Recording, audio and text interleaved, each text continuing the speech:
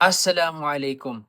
Paano kung may asawa at anak ang namatay pero may last will and testament na sa nanay lahat mapupunta ang ari-arian?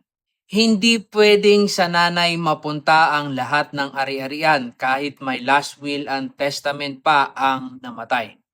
Under our civil code, mayroong tinatawag na compulsory heirs o mga sapilitang tagapagmana na may garantisadong kabahagi sa mana na tinatawag na legitim.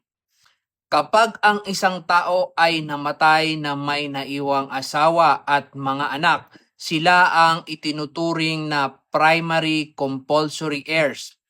Ang mga magulang ay magiging compulsory heirs lamang kung ang namatay ay walang asawa at walang anak. May natutunan ka na naman ba ngayong araw? I-like, i-share at i-comment ang inyong tanong.